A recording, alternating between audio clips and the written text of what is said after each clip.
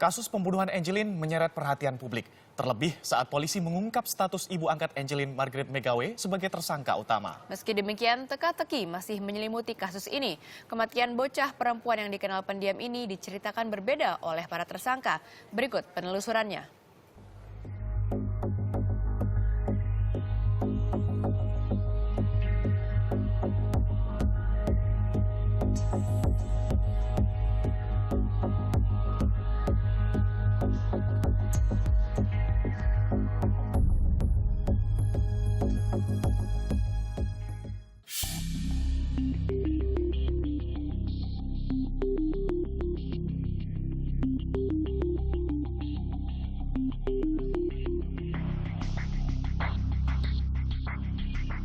Sejak dikabarkan hilang hingga ditemukannya jenazah Angelin, masyarakat masih terus berdatangan ke tempat tinggal yang juga menjadi tempat ditemukannya jenazah Angelin.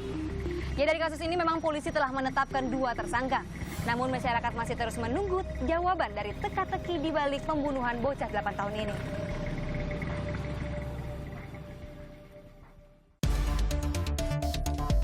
Publik bereaksi keras saat tahu Angelin yang hampir sebulan dikabarkan hilang, ternyata ditemukan tak lagi bernyawa dan dikubur dekat kandang ayam di pekarangan rumahnya.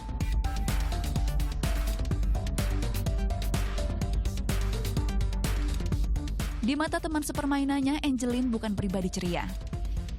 Semasa hidupnya, gadis kecil yang duduk di kelas 2 SD Negeri 12 Sanur tersebut dikenal pendiam dan sering terlihat murung.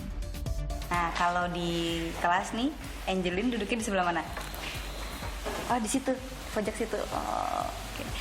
Nah, kalau di kelas sama di sekolah, yang paling dekat sama Angelin siapa? Helen. Helen. Oh, iya. Nah, Helen selama main sama Angelin, berteman sama Angelin, apa sih yang paling diingat Angelin teman yang kayak gimana? Orangnya pendiam, nggak suka main. Kadang-kadang kalau dia ikut main, teman-teman nggak mau diajak. Oh, kenapa? Soalnya dia gitu bilang-bilang bau. Nah, kalau misalnya di kelas nih diam gitu, Helen suka nanyain gak sih? Suka cerita nggak misalnya di rumah kenapa? Nanya kenapa Angel, kenapa tangannya merah? Iya, dipukul sama mama gitu. Oh, cerita.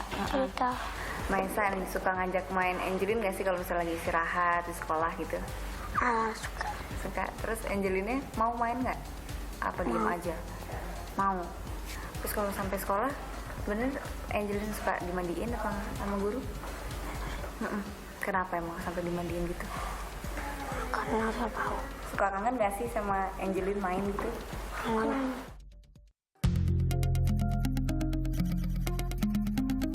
Kehilangan tak hanya dirasakan teman-teman Angelin. Ada sesal yang menggelayuti pihak sekolah. Karena sebagai rumah kedua, sekolah seharusnya bisa berperan aktif memperhatikan anak-anak didiknya. Penyesalan sih memang ada ya. Karena apa?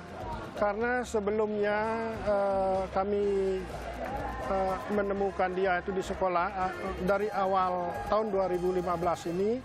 Nah, sehingga kami mengira si Angelin itu dia ada di keluarga yang tidak mampu. Ini sebagai pelajaran bagi kita semua ya, baik dari pihak sekolah maupun masyarakat, agar lebih mewaspadai, meningkatkan perhatian kepada anak-anak.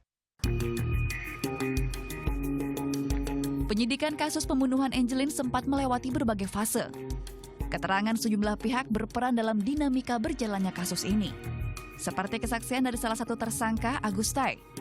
Meski di awal kesaksiannya Agus mengaku sebagai pelaku tunggal, belakangan ia justru mengaku hanya sebagai kaki tangan Margaret Megawe, ibu angkat Angelin. Terus ditanya, kenapa ibu lakukan itu? Kamu diam saja, kamu turuti perintah saya. Ya kenapa, Bu? Kamu jangan banyak tanya.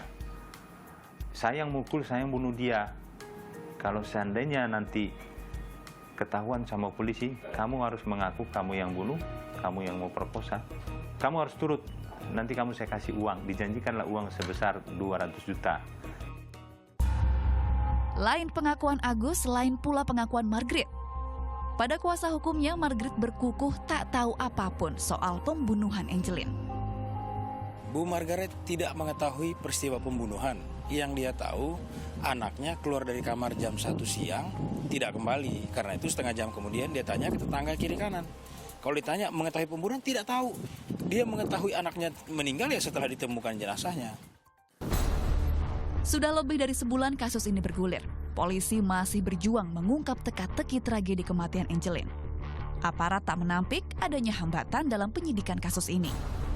Kita selalu mencari alat-alat bukti secara pembuktian ilmiah, karena memang kita temukan bahwa saksi itu terlalu minim.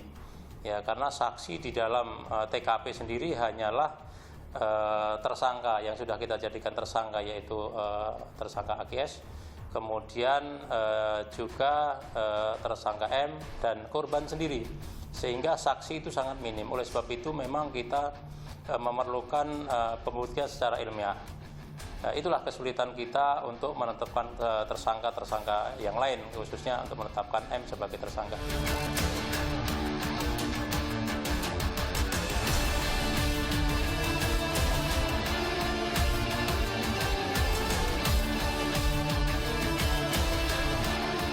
Kasus penelantaran, kekerasan hingga pembunuhan terhadap anak sudah kerap terjadi.